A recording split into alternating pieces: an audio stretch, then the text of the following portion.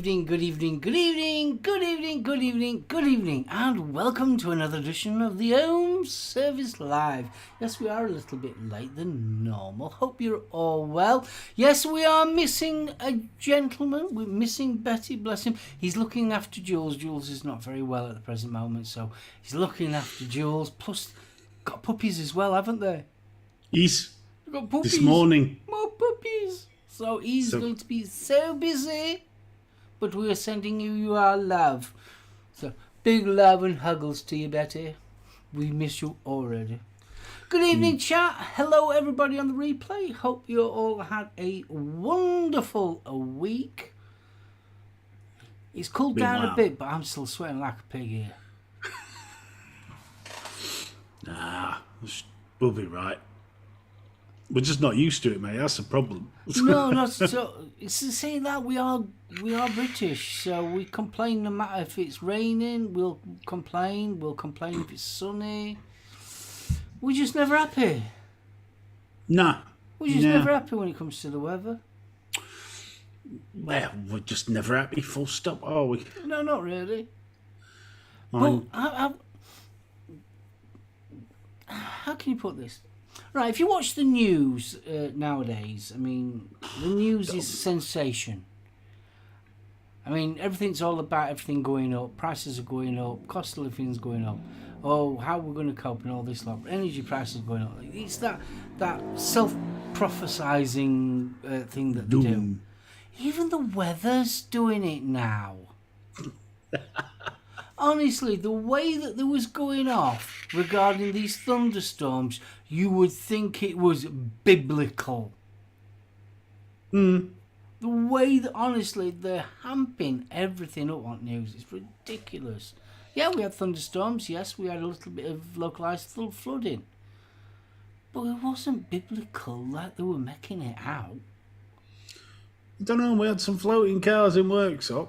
Worksop, I got it really bad. They did, but it wasn't biblical though, was it? Oh no! I mean, there wasn't a geezer with the big beard on the boat going, "Come in, yes, only two of you." Oh, sorry, only two. Yeah, but I've got my cousin. No, only two. Shady voice coming from a burning bush next to it. Nobody's going to believe you.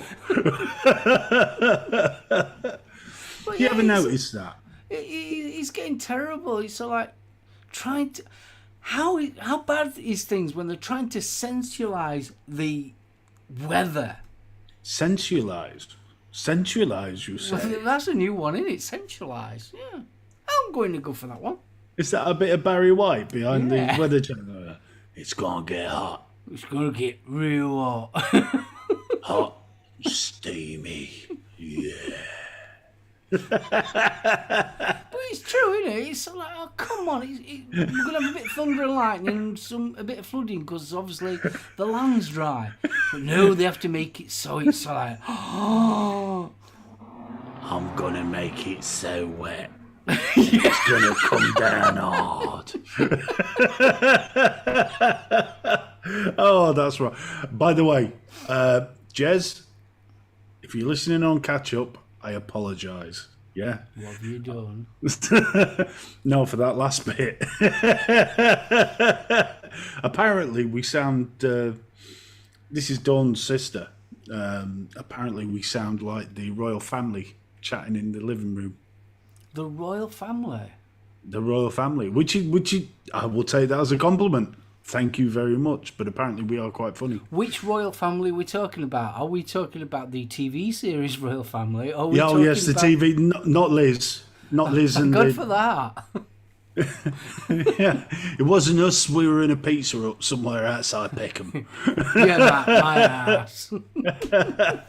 Right. Anyway, we'd better say what's so sexy about rain. Well, it does things that I can't do, like get things wet. But never mind. Right, moving swiftly onwards onto the participation list. Adam Stone. Good evening, Fisty Bumps. Bill Richards. Huggles. I hope you're feeling better, How are you Bill. feeling, kiddo? Are you feeling a little bit better?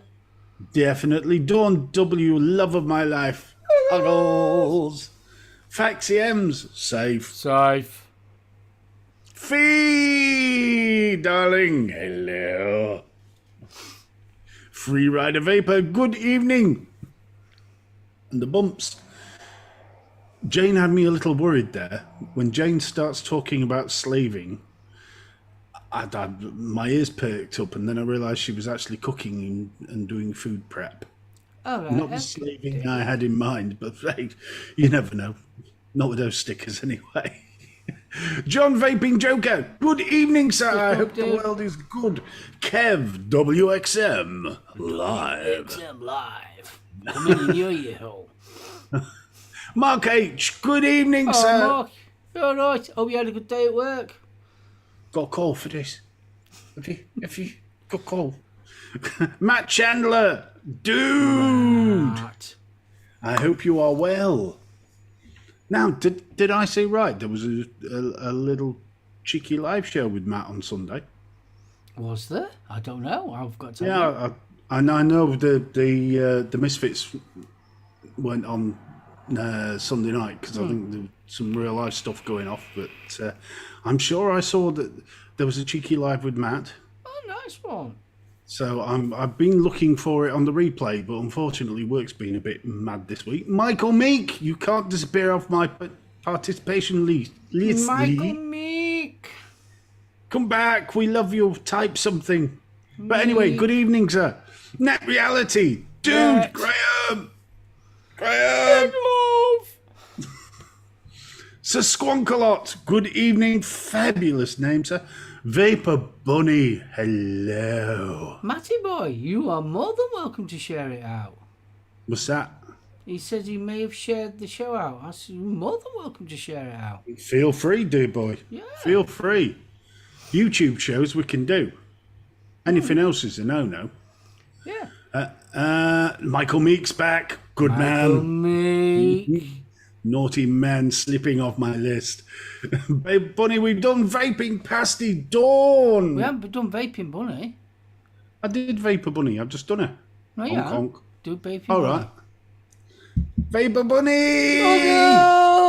Bubbles! See, you didn't do that. Dawn Vaping Pasty, good evening, my darling. I hope you're having a wonderful time. And there's not too many tourists clogging up the street, but... Oh, Chris is in as well. Oh, Lethal. Fist bump. How you doing, matey? Chris, how you doing, dude? Vapor Queen Becky, darling, sweetie. Huggles. And Vindictive Flame, good evening. Well, that means And the we've got Sir sarcastic... Squonkalot. We did Sir Squonkalot. Ah, there we go. It was Matt and Lee. A fun show of music and ranting. Well, I'm all for a bit of music and ranting. Oh, yeah. Oh, I think that's basically what the show's going to be about now. I do believe so. And a little bit of telephoning with some film and... Bit TV series. Bit of TV series. Yeah, bit of TV series. Bit of Netflix going off. Vaping Snowman, good evening, sir. Man! Fist bump! And we've got Village Vapor. Good Village. evening. Now that's better. I feel better now. And guys, if you didn't know, after our show at 9 o'clock, our Aiden's doing the, not the UK Vape Show. So, Expect a few songs about flat edge hooks, VCRs, sex dolls, and possibly some jokes about racist policemen. It's not the... You're right. Wrong. It's not the... Right. have Sorry. you heard this? Vindictive Flame, without the innuendos made, he's made his first white sauce. Good lad. Did it go all right? That's the question. Yeah, was it smooth or was it lumpy? Oh, if it's lumpy, there's not enough wrist action going into it. You've got to beat the lumps out. Seriously, with an hammer. Treat it like it owes you money.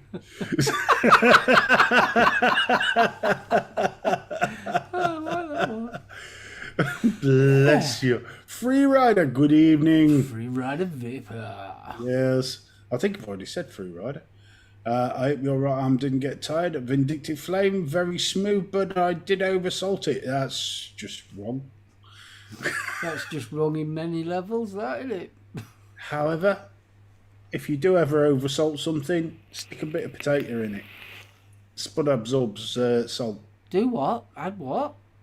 If you ever make a sauce, tomato Yeah. sauce or whatever, and oversalt it, stick a spud in it. A spud?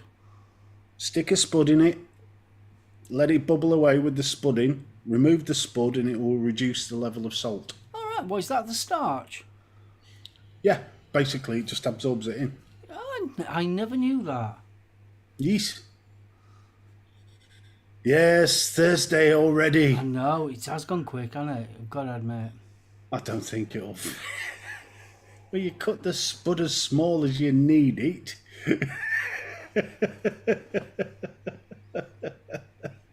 If you start talking about chips, Vindictive, I'm going to start getting seriously concerned. No, but that is a serious thing. If you ever do make up a batch of tomato sauce or something and oversalt it, stick a spud in it. It will sort it out. I wonder if you could sort of like, you know how you can grate a potato and then squeeze the juice out? I wonder if that'd work. No, I think it's the actual body of the spud that absorbs. Learn something new. Salt loves spuds. It does love spuds in a very chaste and polite manner. None of this whipping business. It's all cuddles and snuggles. Also likes a bit of black pepper when it's feeling like something spicy as well. Yeah, okay. Stop it, Vindictive. Yes, the sacrificial spud. The sacrificial Bring forth the sacrificial spud. Oh, oh, oh, Oh,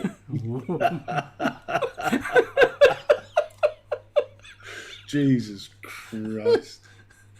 Now, I don't know if you've been. I don't know if you've been seeing it. Speaking of food, there's been a lot of these TikToks about the one-pan pasta. Do what? Well, you know, TikTok food's a thing. Okay, I don't follow TikTok, I'm afraid. Sorry. Well, they do like a 30-second recipe.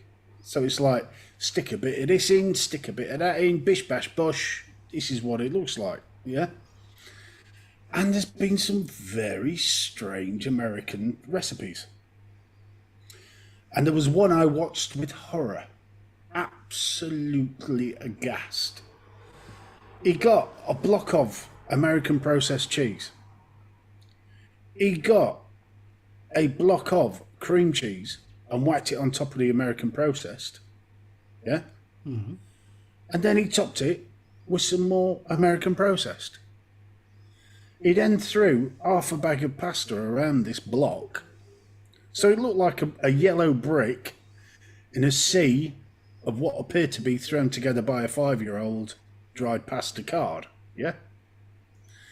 He proceeds to pour on a can of Campbell's condensed mushroom soup and bodged it into the oven. Yeah? 20 minutes later, according to the timer, he takes out this pan, mushes all the cheese into the soup and the semi-crunchy pasta by now, and whacks it back in the oven. And that last shot, I'll tell you what, there's no bloody way it actually looked. There's no way you got from a brick of cheese, dried pasta, and condensed milk what he pulled out on the final shot. Oh, wasn't right. How did he cook the pasta then? He put it dry into the soup so it absorbed the liquid from the soup whilst in the oven. All right. He must like his pasta bloody al dente, because if it was me, I'd have whacked in probably 500, 600 ml of double cream in with that. Don't sound very appetising anyway. It didn't look it. No. Throw 'em under cheese. Processed cheese. Some people are so uncouth. American cheese is processed. You can actually, you know, the slices, the individual slices you buy. Well, when they say American cheese, that's basically what it is in a big block. I've always found it fascinating. I've never seen it. Cheese in a can, you squirt a can. I've never seen it. Cheese whiz. That's not cheese. I never said it was real cheese. I'm just saying I've never seen it physically. No, I think we've got more sense than to buy cheese in a can. Cheese slices are only 5% cheese. American cheese equals Disney Plus. Graham, you're naughty. Naughty Graham. Now, to be fair, Disney Plus. It has Star Warsy things on. it's got She-Hulk at a minute. She-Hulk. Oh, yeah. Mind. Which one's Gotham on? Gotham. Not Gotham. Wednesday. Oh, Wednesday, that's a Netflix. That's Netflix, isn't it? That's Tim Burton as well. That's what I'm looking forward to, though, because it looks fabulous. For those that haven't seen the Facebook page this evening, why not? I put a link on. Graham very kindly shared on my Facebook page a link to a teaser trailer for the new Wednesday Addams film that appears to be coming up on Netflix this autumn. It's a TV series, isn't it? Is it serious? I thought it was a film. I think it's a TV series. Even better. So we can binge. Also, the Hellraiser new one from Hulu, that's had its first screening for it to get its age rated, and it's been rated R. So that's had some very, very good reviews already. Apparently, Clive Barker himself has said it's much closer to the novella than anything else. So I'm looking forward to that. What's Jane up to now? It's Village. Cheese Whiz is real cheese. I won't tell you where they found it. And Hocus Pocus 2 is due. Oh, God. No, not Hocus Pocus. I never enjoyed the first one, to be fair. Bette Midler was good. No, Bette. Bette was Midler. I did see a lovely post on Facebook last night, and it's got the witch from Wizard of Oz going, "I'm the queen of all the witches." And then there's Bette Midler underneath from Hocus Pocus going, "Bitch, please." And we've got some sad news this week, haven't we? Olivia Newton-John. Yes. I was quite gutted about that one. I was bloody terrified. I thought they were going to re-show Grease. Oh, come on, I don't care what anyone says. That bit towards the end of Grease where she make your mind up bit. Yeah, that was. Come on. Not my cup of tea, mate. Should have been my cup of tea, I tell you. New series of The Lord of the Rings, that does look excellent. Yeah, Matt Smith's in it and all. I was intrigued by that one. Ian, good evening, sir. Yeah, it is Olivia Newton-John. It was such a shame, that one. To be fair, given her diagnosis with the cancer and everything, she did bloody well to last as long as she did. Yeah, but she did a lot of charity work for that as well. Still sort of like, I mean, she wasn't that old. Oh, God, no. I mean, what? Should have been 20s when we were kids? Exactly. Mind saying that, mate, that makes her 70-odd. Saying that, I think in the Greece, the average age of the cast was something like 32. Even though they're supposed to be teenagers. Yeah, there's something wrong there. Oh! A Monsters movie made by Rob Zombie coming out. Isn't Rob Zombie doing it? Yeah, it's the Monsters. You know. Yeah. Yeah, the Monsters. I'm expecting big things of the Monsters. I've seen the trailer for it, and it's very much like the original, beginning of Monsters. There we go. Michael's just confirmed that she was 72 when she passed. To be fair, she was 28 when she made Grace. She had a nice ass for 28 then. She was good. Oh, come on. And then black blooming painted on bottoms. Oh, boy. My eyes weren't stoked when she came out. Not my brew, mate. Oh, I can't help that. Leave me alone. Let me fantasize. You fantasize away, mate, over the French fry. I'll go a bit more moto, thank you. What? Okay. What the is Moto? Moto. Is it hippopotamus? Oh, you'd rather a hippopotamus? No, I like them a bit chunkier, I think. All right, with you. BFG what's a did not prefer hippopotamus? Travolta. Thank you very much. There's no need for that. Oh, come on, a bit of sandy. You can't complain about that. Sorry, no. Yeah, you can. It makes you itch. You what, sorry? Getting sandy down there makes you itch. Well, I never worked out why the bloody car took off. no, I never understood that bit. No, that bit kind of lost me. But saying that, walking around the fairground, all in black. I'm sorry, that was. Well, I mean, what was it? 1978. So I probably saw it in 79. So I was 8 years old, and I'm thinking, that's all right. That's a nice bit of looking. That. I was too busy playing with my Action Man. Yeah, I was thinking, I like that. Oh, Becky. That's not something you admit in public. Grease too. Wasn't that Michelle Pfeiffer? Yeah, and the dickhead on the little bike thing. Yeah, I always thought Grease 2 was just the same story, just in reverse roles. Wasn't it, basically? I don't know, because I've never seen it. Yeah, because he was the meek and mild lad, and she was the rocker chick. Mm. The Runaways band. Oh, now you're talking. Oh, yes. Bit of Jam Jet. Not wrong with a bit of cherry bomb.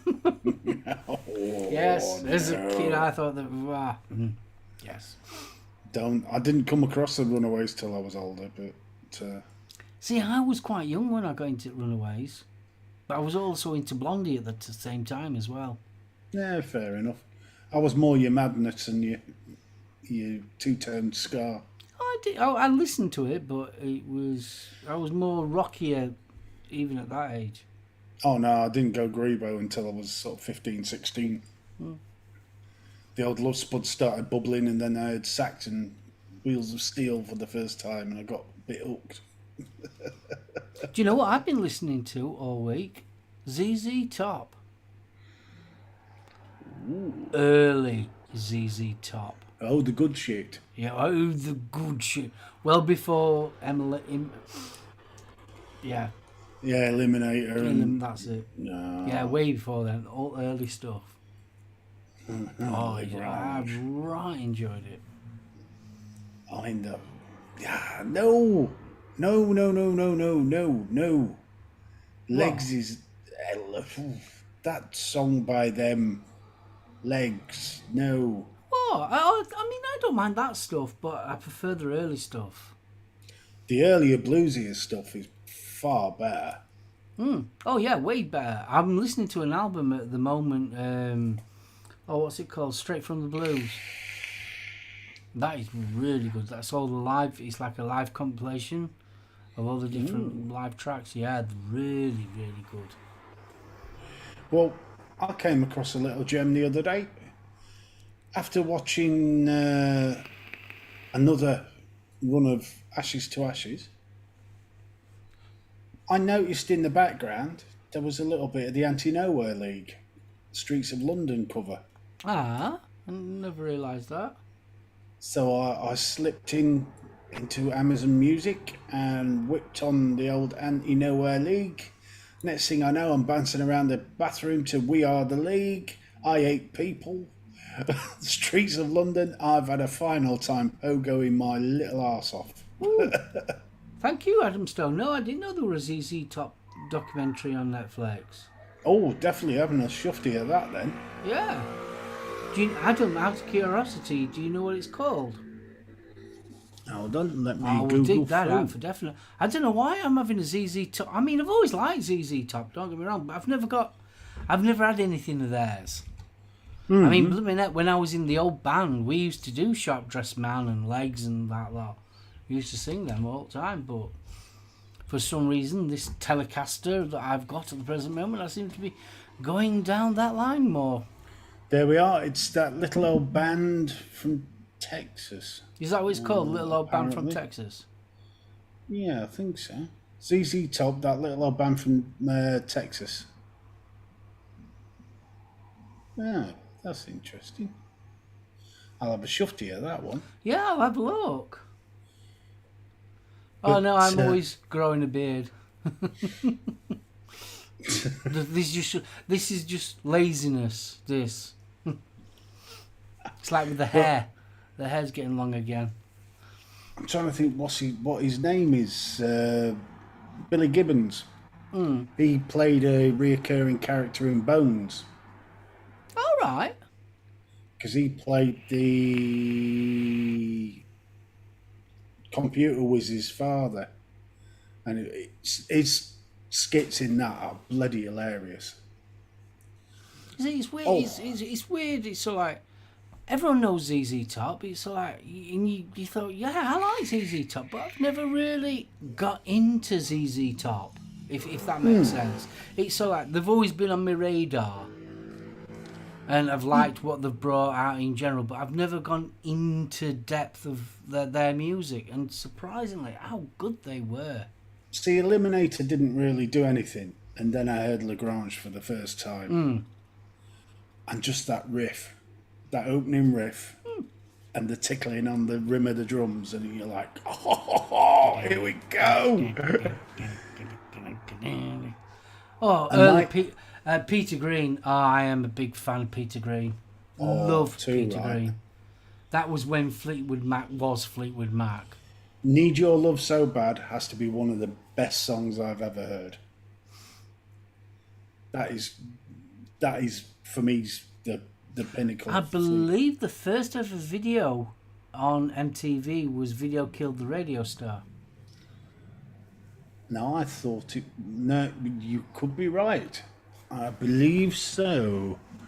Because I was going to say Money for Nothing, but I think it was the other way around. MTV made that huge. But hold on. First video. I'm 99% MTV. positive that Video Killed the Radio Star by Buggles was the first ever music video on MTV. Video Killed the Radio Star. First aired August 1st, 1981. My goodness.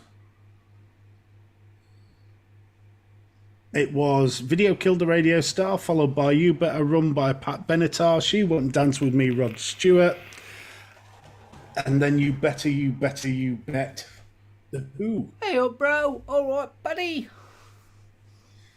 Michael Jackson. Michael Jackson. Michael Jackson.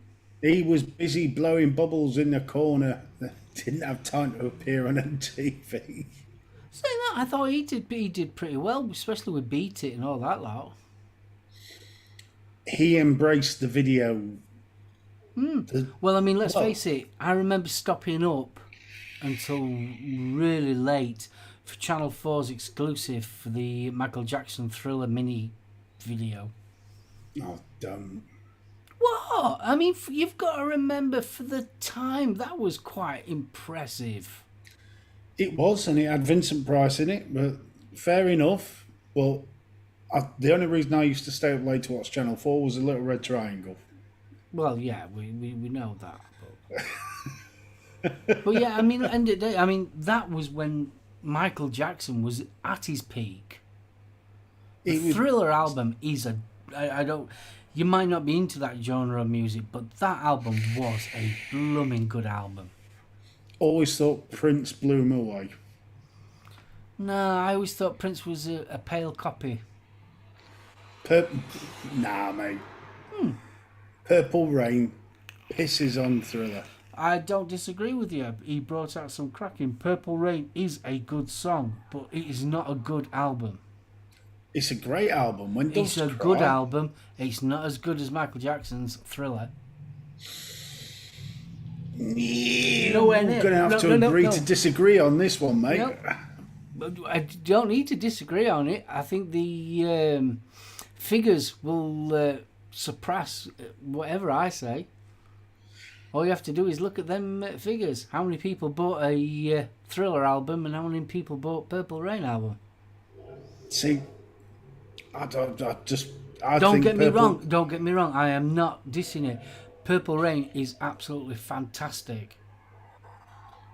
But comparing it to Thriller, I honestly think Purple Rain captures the time, the then, far better than Thriller ever did. I would Jane, say he's I like your answer. All personal taste. Oh yeah, totally. I totally agree with you. Totally agree with you. Hey, it's nice that we have a disagreement. Hey. It's not very often we do, mate. Oh. Yeah, I mean, don't get me wrong. The Prince, the image, and the symbol formerly known as Prince and all the rest of it, leave that to one side. Yeah. Just purely on the music, I'd go for Prince any day over Michael Jackson. Oh God, yeah, I would. I mean, he was more rockier than Michael. Michael Jackson was too clean. I'm not being funny, but Michael Jackson was almost like a formula, you know. It was like throwing this chord, throwing that chord, a bit of hoo-ha, bit of moonwalk, and that was it, you know. I mean, blooming Prince was a good writer. Great writer. He was Nothing a compares to you. fantastic guitarist. Bangles, Eternal Flame, he did that one. He wrote that. Oh, he's done a lot that you don't realise he wrote them. No, oh, bless you. He certainly can. I mean, let's be right. He was a showman. What? Prince. Prince or Michael? Prince was. No, yeah. Prince. Prince was a showman. Oh God, yeah. I mean, it was more artistic than anything. I mean, some of it was a bit, you know. There were still at least 1,000 tracks fully mastered in pace. I can well believe that. Yeah, it wouldn't surprise me. It's just, you know, I mean, Michael Jackson and Prince, the drugs did for him. Yeah. Yeah. Yeah, I'm exactly the same, Adam. I totally respect Prince, but yeah, I loved a lot of his licks that he did musically. Lyrically, I thought he was very, very clever. I mean, there was some corking, but I'm not into that funk. Is the best way music. Matt, they were both pale imitations of Jimmy. Oh God, yeah. Jesus Christ. That's like comparing the Mexican rip-offs of the soaps But even to the even original. Jimi Hendrix, I'd still rather listen to Jeff Beck That's an interesting or Eric argument. Clapton or Roy Gallagher than Jimi Hendrix. I mean, there's loads of guitarists I would sort of... Yes, Jimi Hendrix was fantastic, but he was doing stuff that people hadn't done before. Wouldn't necessarily say that it was absolutely amazing. He was bloody fantastic guitarist. But what about Dave Gilmour? What about Keith Richards? Gilmore's almost become a parody of himself, and I'm going to hate myself for saying that in the morning, but... Oh, I love Jeff Lynne. Jeff Lynne is just amazing. Oh, God, yeah. Joseph, good evening, sir. Hello, Joseph. From Stoke-on-Trent. Not that million miles away from us. No, the home of the oat cake. And I've always said about Jeff Lynne and ELO took off where the Beatles left off. There is something about ELO that puts a smile on your face. Oh, Mr. Blue Sky. As soon as I hear that ding, ding, ding, ding, that puts a smile on my face every time. Horace Wimp. I love Horace Wimp. That is just a cracking song. Wild West Hero. That's another one. You can sing along to ELO. Oh yeah, I love ELO. There's just something about it. It's got its own unique sound. As soon as it comes on, you know that that's an ELO song. Go back to the Delta Blues.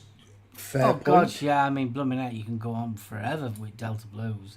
Well, And Johnson, there was that many good guitarists and lyricists then that never got the recognition that they should have got.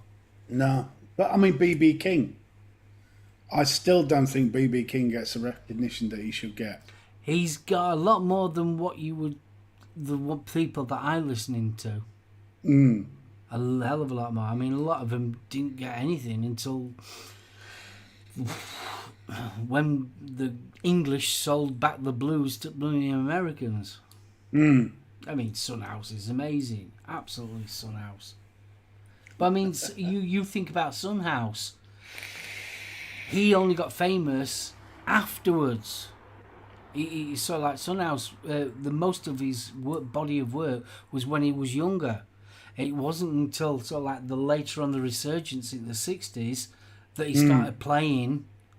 By that time, he was an old man.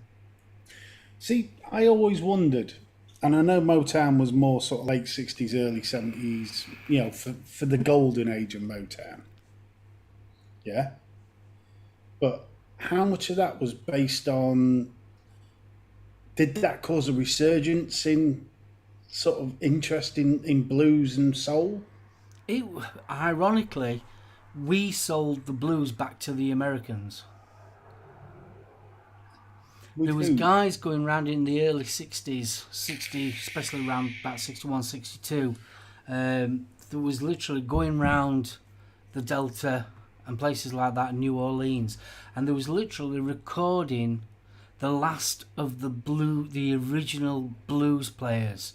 And that's the resurgence. It was almost like we sold the blues back to the Americans, especially we saw like the Yardbirds and people like that was heavily into the blues. Rolling Stones heavily into the blues. I mean, Rolling Stones, that's where they've got the name from, which is and we had this resurgence, and then all of a sudden, because of this blues thing that was going off here in the UK, and especially Germany was heavily into the Delta blues at that time, and because of that resurgence, we got them back. And by that time, obviously, there was old blues. I find that intriguing that Bill's put Lead Belly wrote House of the Rising Sun. Now, I've seen... Lead Belly wrote a version of House of the Rising Sun. House of the Rising Sun's even older than Lead Belly. It's an old folk tune, isn't it? House of the Rising Sun. Yeah. You see, that was the beauty about what I love about the blues. There was that many variations of the same song. And it was just basically because they'd heard it at some gin joint one week and then tried to remember all the words. See, what I love about the Delta blues as well is, I know the majority of them were male, but there was women blues players. Oh, God, yeah.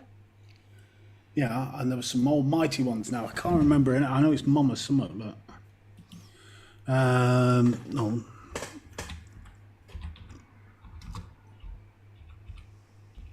I'm gonna find it if it kills me. I mean, let's face it, they used to think that Elvis Presley were black. Mama Thornton. Oh, Mama That's Thornton. the one. Oh, God, she was fantastic. She was proper. With a little white SG. Yeah, but she had a voice on her like the crack of doom. Oh, yeah. See, like you was talking about Motown.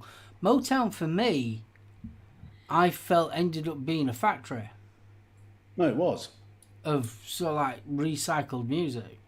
It was the 70s version of Waterman, wasn't it? Yeah, that's how it became, yeah. Yeah.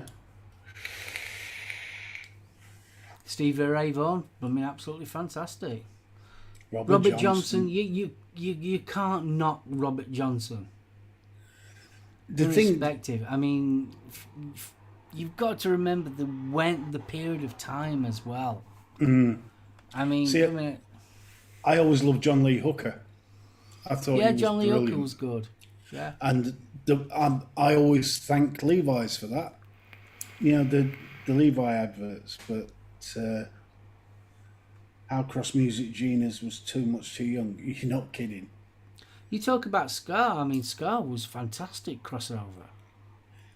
It's weird though because the Jamaican ska and the British ska are two very set. The Oh, yeah, British they're two ska is a lot different punkier. beasts.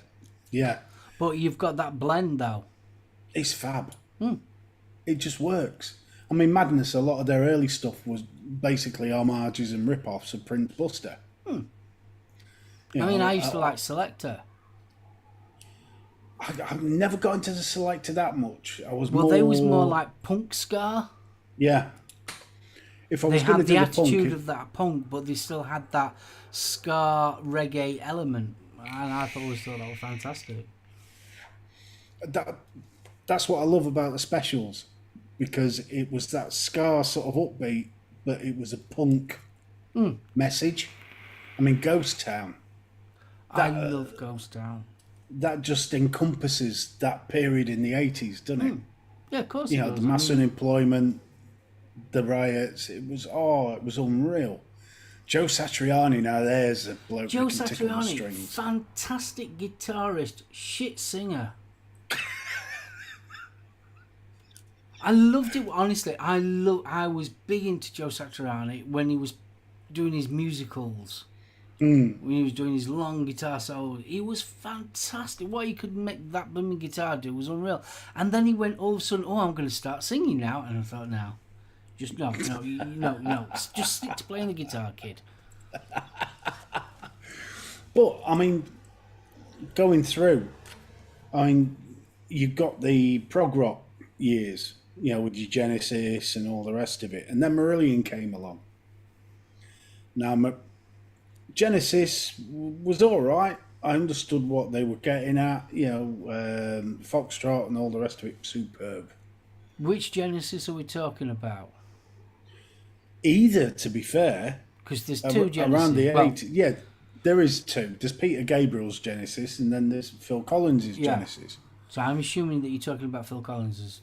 No, the Peter Gabriel is what I cut my teeth on, because I heard Games Without Frontiers and then started doing a bit of digging.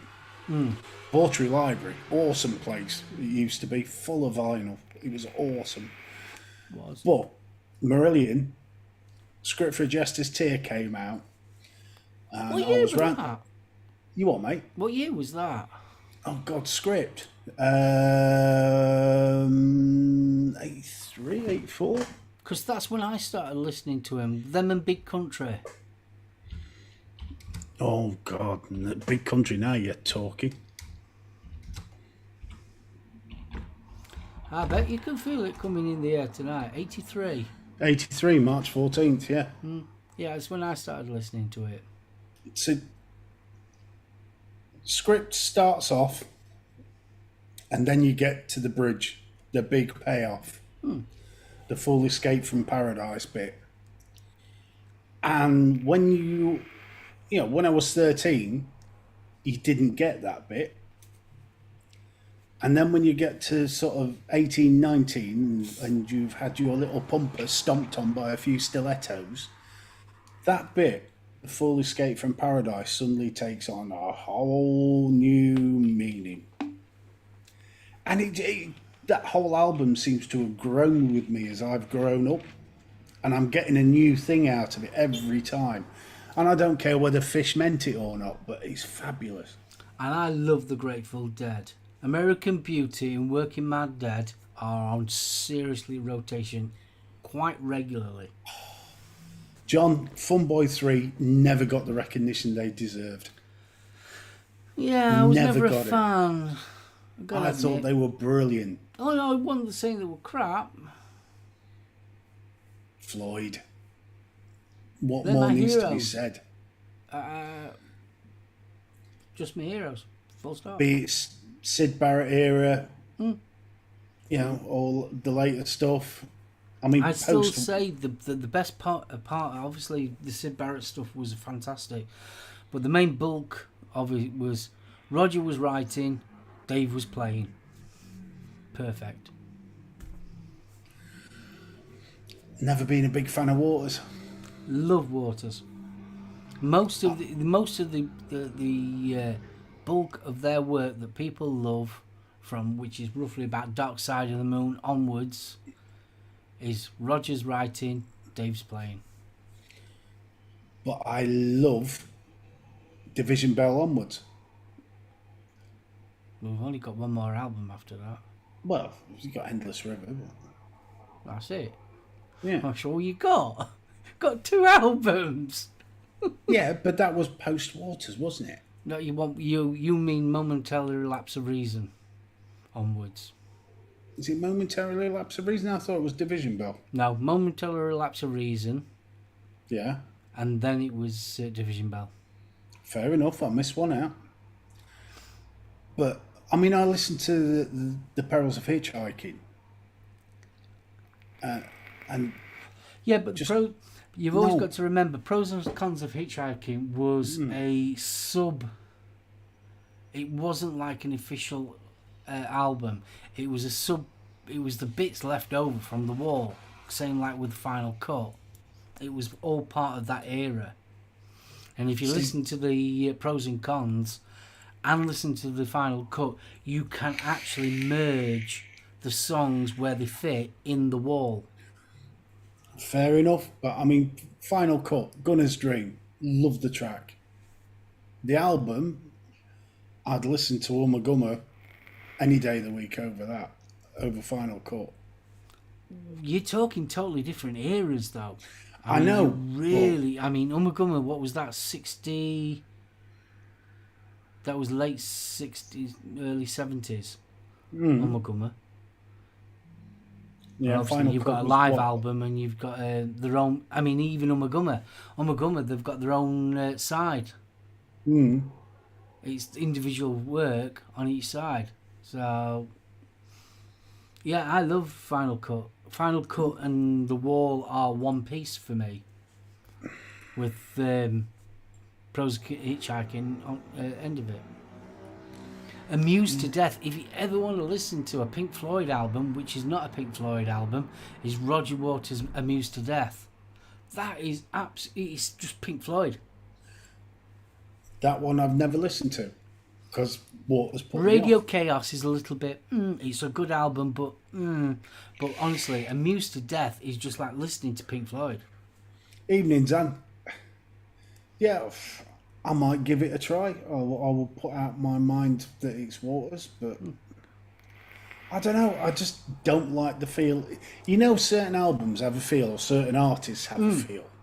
For me, Waters has a feel, and I'm just not comfortable with it. Oh yeah, I mean Waters has very strong opinions. Not all of them I agree with, but I think I just love him. See, Gilmore's. Oh shit! What was the name of the damn album? Islands. Is it Islands? Islands. Great. And that was the first solo thing I'd heard, and then saw the DVD live in Gdansk. See, the thing is though with Dave Gilmour, as much as I love Dave Gilmour, lyrically he is very, very weak. It's not his forte.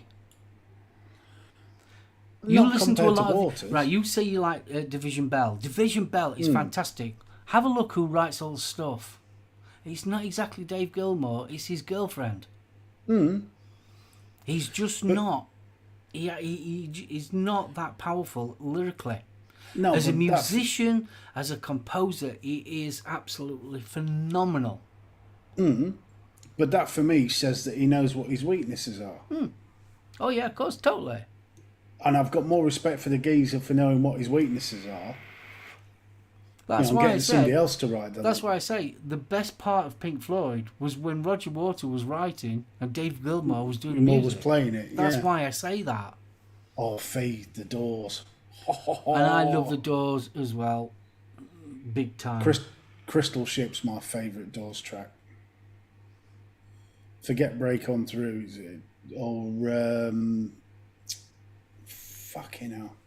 Oh God, Matt, I totally agree with you about his views. His views are a bit weird, and then it's so like, yeah, People Are Strange, love that track. love that track. There's not. I mean, let's I face it. You prefer listen the to the Echo and the Doors' Bunnymen first cover. ever album, from start to finish. That is just one fantastic body of work for your first album. I mean, sure, that is fantastic. It's interesting though, because it's like the Doors. That's one of those bands that you seem to get into as you're older. You know, I mean, I remember Light My Fire. First time I heard that, I was around a mate's and his mum was playing it. And I'm tapping the foot and I'm, who's this? This is fabulous.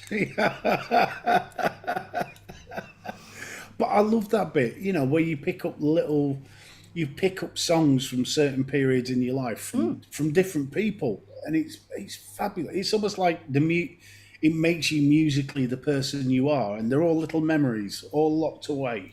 Oh God, yeah. I mean, there's stuff now that I can hear, and I'm not going to mention Andrew Ridgely, but there's stuff now that I can hear that just whisks me straight back to being a teenager. Yeah. You know, Bananarama. Anything by Bananarama whisks me back to the early 80s. You know, Fun Boy 3 ain't what you do. Because It's the way that you do it. Do it, indeed. I mean, there's always stuff that takes you back to when you were a kid. I mean, that's the beauty about music, though, isn't it? I would say a percentage of it's the time and place that you heard it first. I mean, I will never ever forget the first time that I heard "Shine on Your Crazy Diamond." The first time I ever heard it, I was watching Tony Art, and he was doing it was hang gliders, if I remember rightly, and he just played obviously the first part of "Shine on Your Crazy Diamond," and it was one of those. God, I really do like that, and that was it. And then he ended up going out with this girl. I was only at junior school, so I was tiny. And I'd gone to her house, and I heard it again, and it were her dad playing Pink Floyd, and it was so like, who is this guy? Who is this music? What is it? And it was so like, sod the girl. I was more interested in the album. And her dad he was into all sorts, from Pink Floyd, Santana, all that kind of stuff. Really early Genesis stuff. Really weird. He was a total hippie, this dude. And it was so like, it was so like, wow. And I will never forget it. And it was a magical moment in my life. I was like that first time I heard Aqualung and Thick as a Brick. Oh, I love Jethro. Can't beat a bit of Jethro. First one I ever heard was Songs from the Wood. Songs from the Wood?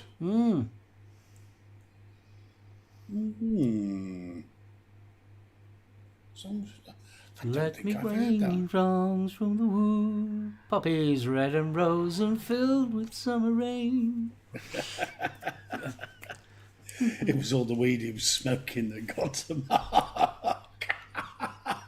Oh yeah, I'll show my age. I'm quite happy about that. And then Matt Bill's exactly what happened to me was I went like that with music. I had this split, almost like a split personality when I was growing up, because I was into all this Pink Floyd and all that kind of stuff.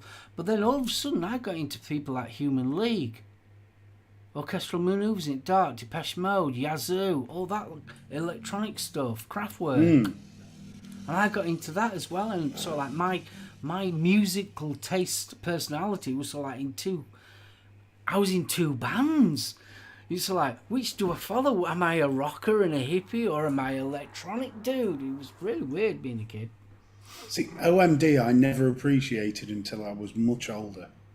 And then Electricity and the like, you just, wow. Yeah. Oh, Motorhead. Never got it. Ace of Spades was one of the first albums I bought. Never, even now, I try and like Motorhead, but there's just something that just doesn't sit. No. Foxtrot and the Gabriel albums, I'd go with that Rasper. Oh God, Definitely. yeah, totally. Good Evening, Sir. Selling England by the pounds, fucking awesome. But I mean, the later Genesis stuff, Invisible Touch, there's some brilliant tracks on that album. The Brazilian, awesome music, just pure musical. Back to the early stuff. Motorhead were a live band. I can well believe that. But I mean, I can listen to everything for the most part except pop. I used to be like that. I'm starting to appreciate the pop music. I mean, Carter, the Unstoppable Sex Machine. I got back into that a couple of years ago, and Sheriff Fatman's just awesome. Sheriff Fatman was a brilliant track. I'm listening to Wet Leg at the moment. Wet Leg? Yeah, Never Wet Leg. heard of them. They're ace. They're from Isle of Wight. 2 girls and 3 lads, I think it is. Yeah, they've got a cracking...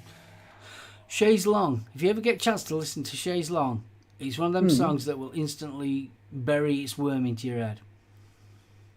See, I was like that with the Cranberries and Dreams. Oh, I love Cranberries. Bloody fantastic album, them. Both of them. Oh, there's dude, more than 2. Definitely more than 2. Yeah, nothing more than 2. The first 2, though. Oh, the first 2, yeah. But, I mean... Yes! Would you like me to assign someone to butter your muffin? It's your butter, muffin. Is your muffin buttered? No Sleep Till Hammersmith. Now there was an album.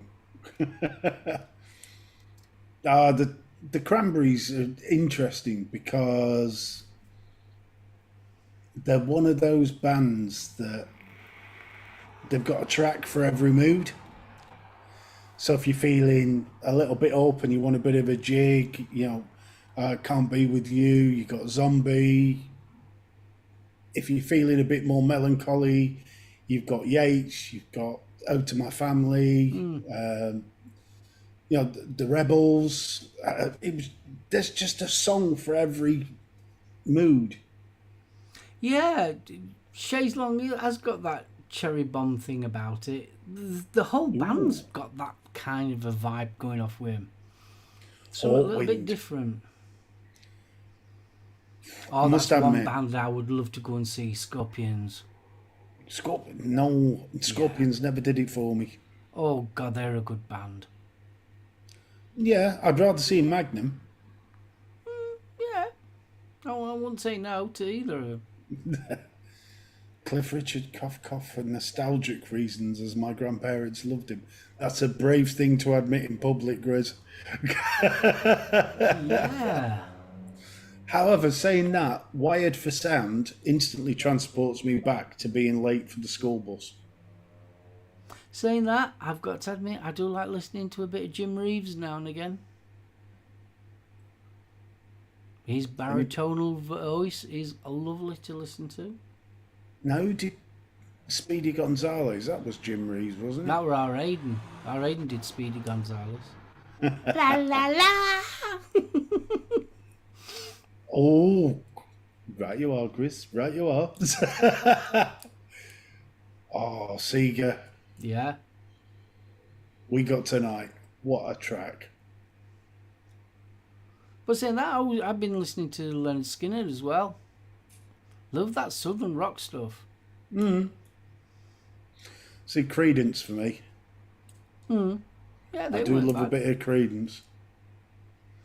But see, that's another lad I could never quite grasp. Gary Moore. I quite happily listen to Gary Moore. Yeah, there's just something not quite right. It was like the same. I've said it many a time. Thin Lizzy. I could never get into Thin Lizzy.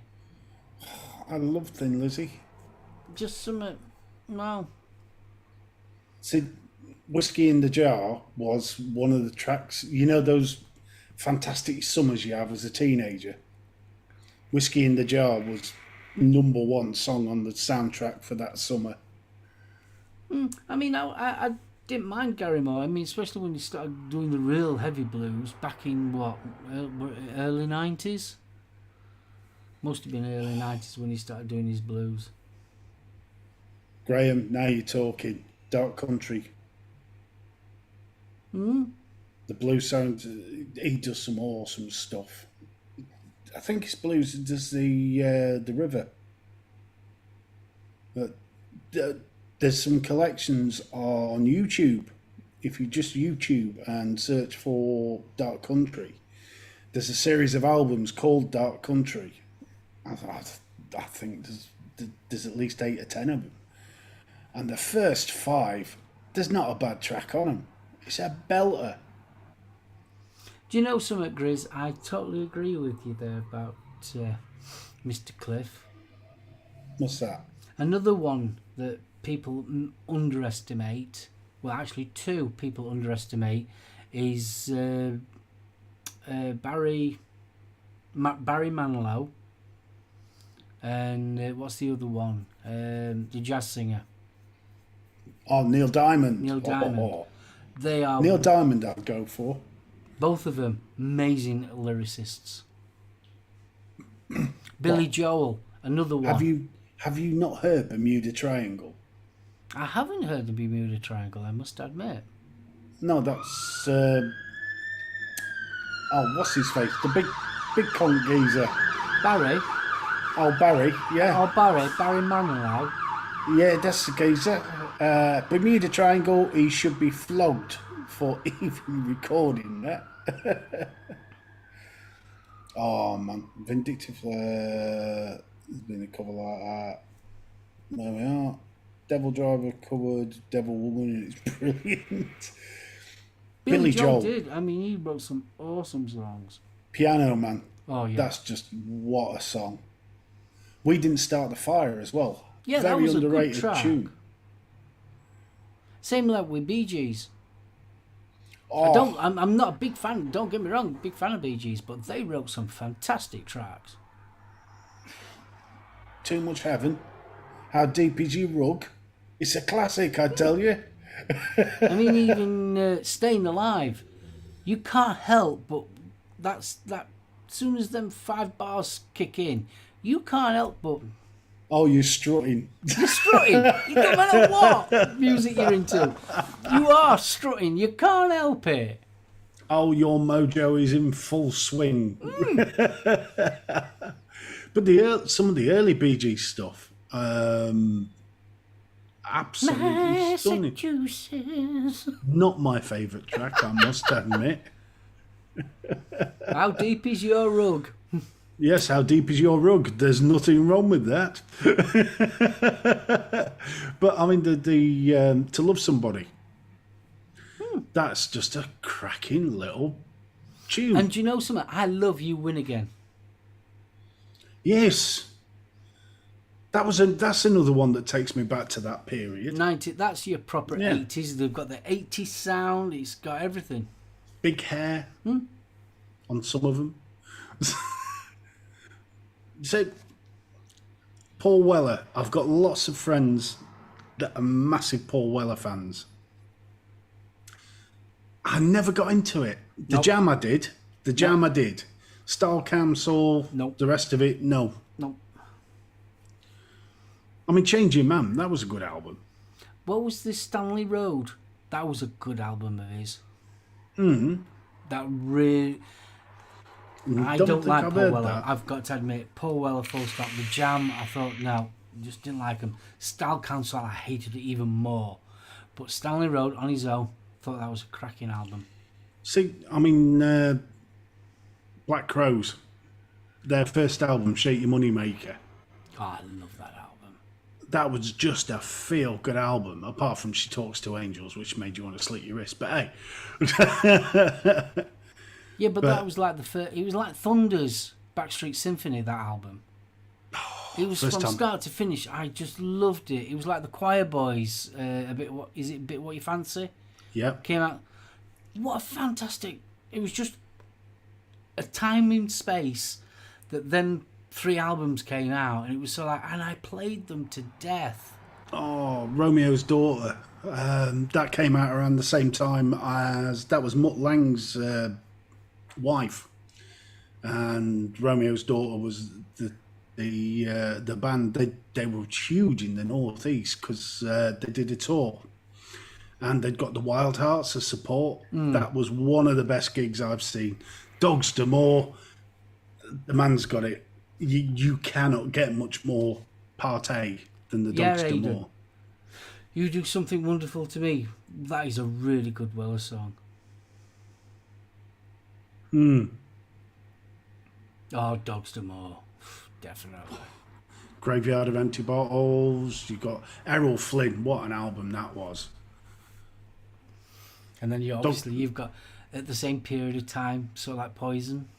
Yep. Tiger Tails. Oh, Tiggy Tails. Tiggy Tails. Tiggy Tails. I love Tiggy Tails. And Ratchard, Cinderella. Ratchard UK.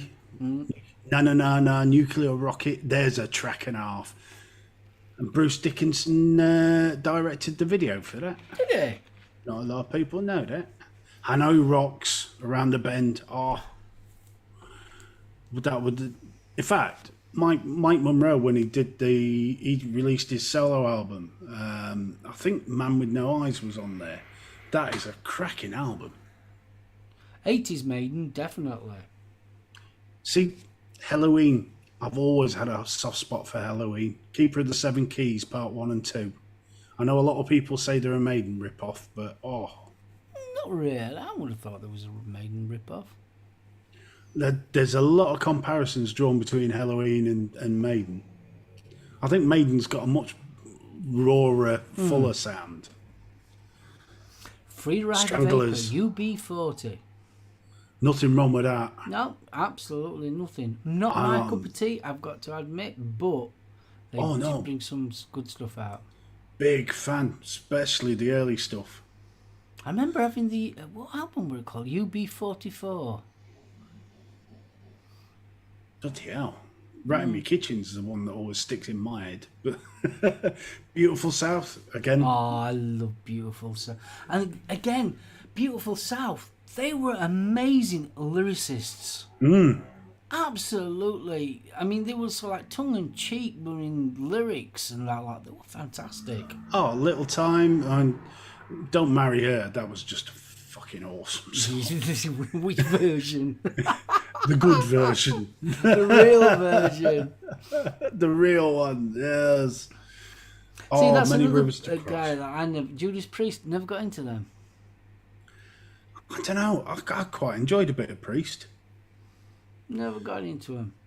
Paul Heaton, I mean, he House Martins, then the Beautiful South. He was brilliant. I love Beautiful South. Thought they were fantastic. House Martins. Wow. I mean, the whole, what was it, All for London Nil? Yeah, that's right, yeah. That was the first one, I think. That was brilliant. Straits, Alchemy was the one that dragged me in. But that was more of a greatest hits album, weren't it? Live, yeah, basically. Alchemy, well, yeah. But Love Over Gold, that was all right. Brother in Arms. What a fantastic album. Me and the Farmer, I love that song. And Sheep. That was proper. But, I mean, it was so political. But when you were a kid listening to it for the first time, you never got it. Defenders of the Faith. See, now Priest, I mean, it was all very much the leather and the studs, wasn't it? The stage image of Priest. But then when you found out he was, a member of the LGBTQ XYZ community, whatever they're calling it now, he was gay. My respect for him went woof. How do you know he was? Oh, he is, yeah. Rob Alford is. Yeah. Came out, and it was like, yeah, I'm gay, so fuck. But the amount of metalheads that had a problem with it, I remember the guy, the second frontman to whatchamacallit, Faith No More. Thank you, Noel. You're a gentleman, sir. I never know, mate, honest, because when it first started off, it was just LGB... So what is it now? BTQI plus. QI plus. What's the I? Yes. I have no idea. Either way, you know. What's the QI bit? The I bit? I don't know. No, what's the I bit? I really don't know.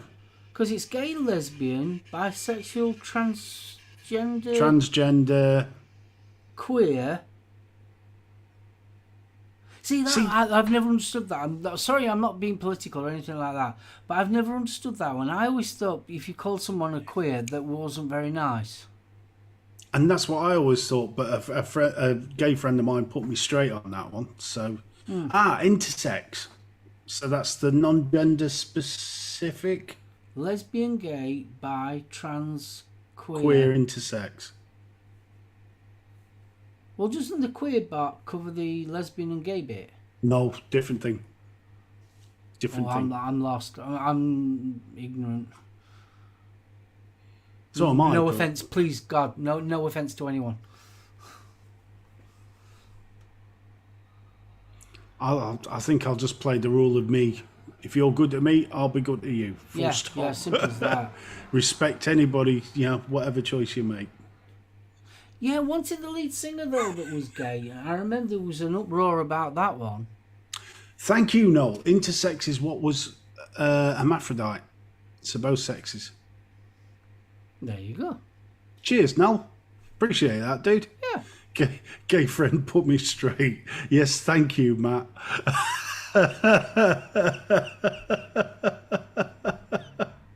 Don't.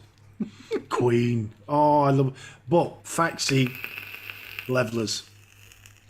Yeah. Anything by the Levelers, I will... Oh. Battle of the Beanfield. What an emotive track that is.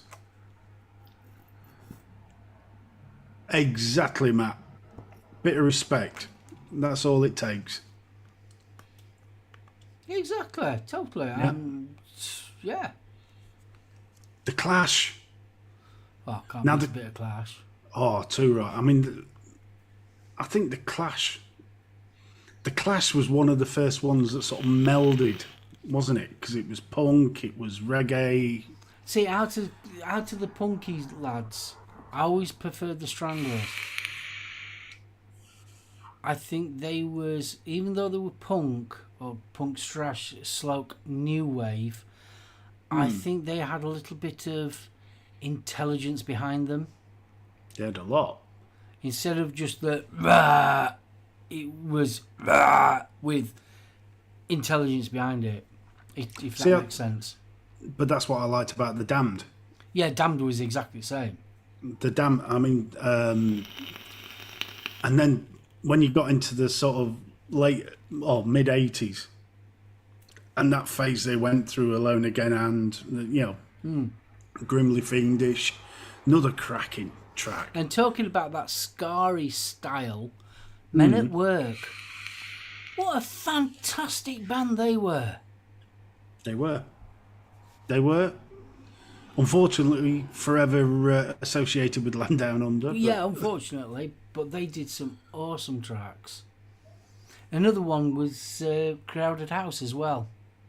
Oh, Crowded that House. was good.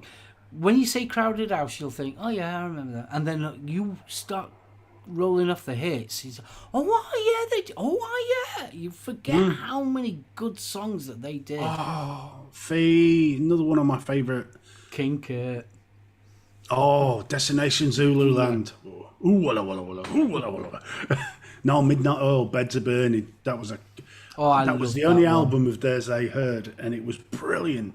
I was listening to that when I was listening to Talking Heads as well. Oh, that's an interesting mix. Talking Heads were fantastic. They were good as well. They were some brain stretchers, they were. There was a lot more to that. But saying that, Yeah, what a there band. was exactly the same. This is the day. What a track! But people do, it just didn't seem to catch the spirit. Saw Doctors. Yeah, so How are you, Doctors, they were Julia? blooming good. Yeah, they were awesome. But again, Pogues. The Sickbed of McCullen. Brilliant. Brilliant. Room Sodomy and the Slash. What an album. And the Wasn't a Lash, big fan sorry. of King Crimson, gotta admit. Oh, I Some don't of the know. stuff that they did, yeah, but... Am I Evil? Am I Evil? I like that one. Dubliners. The Dubliners. Strangely enough, the Irish Rover.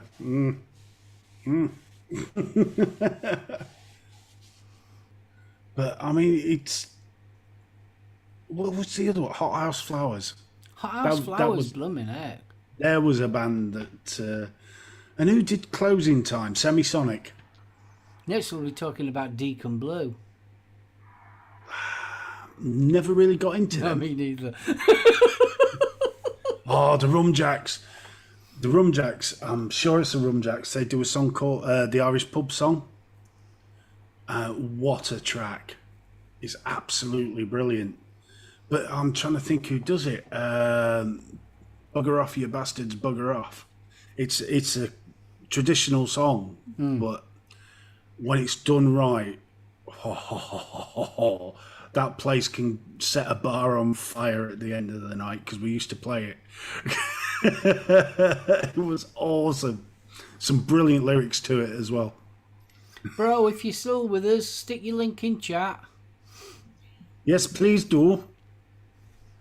Because we've got 8 minutes to get you pumped up and We've got to floofed. floof you. God, that's gone so quick.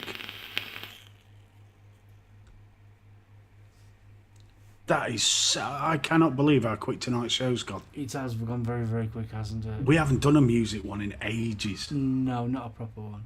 And right up until this point, nobody's mentioned Sisters. We've done well, haven't we? We've done really well. We've done well. We haven't mentioned the sisters. Mind, there is one band that I came across an old C60 of the other day. Alien Sex Fiend. Oh, blooming heck. And the other one, on the other side of it, was Red Lorry, Yellow Lorry from Sheffield. What I remember a band them. they were. Jeeps. But one I came across the other day on YouTube, and it suddenly got me listening again on Amazon Music. Half Man, Half Biscuit. Oh, I remember that. Trumpton Riots. What a song. Prefab Sprout. Oh, there was ones that sort of like dipped into my radar and then dipped out. I don't know. The Matt Bianco. That was another one that did that. Oh, get no. up, get up, get up. Yeah, that was like finding Get out of your cannibals. I lazy could just bed. couldn't cope with him. Simple Minds are a classic. Alive and Kicking. Simple. was I just always, the theme. I used to like Simple Minds, but I always thought there was the poor relative of you too. No, I'd say other way around, mate. No, I would definitely say the other way around. No, I don't mean it me personally. I always thought that there was treated as the poor relative of you two. I always thought that you two just got the light shined on them a little bit more than Simple Minds did.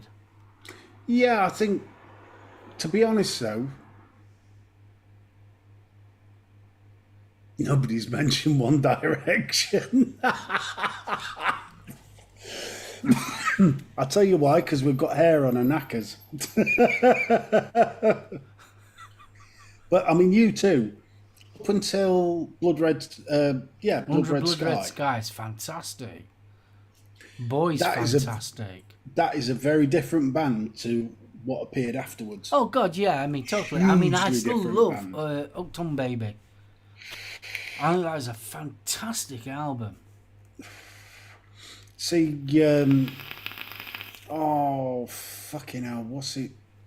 The one with wild horses on. Or You Can't Leave Behind. Joshua. No. Way after that. You're looking at late 90s there. But early U2 was amazing. New Year's Day. I mean, Yeah. there was nothing like it. Yeah. I mean, that lad had a gob on him. Oh, I always remember the story. When they was doing the Live Aid thing, and they were in Sam's recording studio, which is owned by Trevor Horn. And when he was doing his part, he originally did it, and they'd obviously settled levels for the recording, and he belted it out and blasted it. They had to literally turn it down for him to do his part. Time to floof. Floof. Floof. Floof. Floof, my little bro. Floof, my little bro. Don't That's forget, possibly 9 illegal. o'clock. Aiden's on. Yay. Not the UK vape show. It's flat hedgehogs and a little bit of palm. No, that's wrong. It's not. Sorry. Hold me, thrill me, kiss me. Foo Fighters. I'm getting that in before we go. Foo Fighters. Oh, Foo Fighters are fantastic. They are another underrated band. But anyway, we've come to that time, kiddo. Oh. We can carry this on next week. Definitely if Mr. P's with us. Right. Tenacious D as well. We'd love to do Tenacious D, but we could only do a tribute. Fuck off. Chat, thank you so much for joining us. If you are joining us on the catch up, you fools, and thank you. We love you too. Anybody that's thrown one in, thank you so much. This has gone so quickly tonight. This really has. And there's some suggestions in chat that I shall be having a shufty at. I'll tell you that much. We'll keep it quick because Aiden's waiting in the wings. So over to the gaffer. Guys, thank you so much for a very quick evening. It's been awesome. I thoroughly enjoyed it. Thank you for joining in. You are awesome, you guys. You really are. Just a little favour, don't forget to give us a thumbs up, and if you can share the show, share it across your friends and family and all that good stuff. The more people we're getting, it'd be fantastic. So I'm going to wrap this one up. I don't want to leave it too long, strict, because our Aiden's going to go live any second now. So from my wonderful co-host, thank you so much. Betty, we miss you so much. Huggles to you and to Jules as well. And the puppies. Little puppies. Good. Huggles. I will see you all next week. Just say tra, shall I? Bye. Bye. Evening, Outro. grateful. See you later.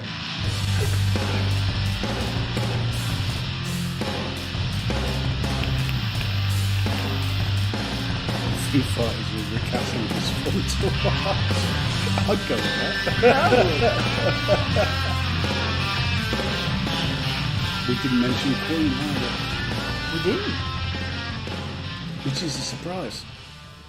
Because fat bottom girls make the rocking world go round.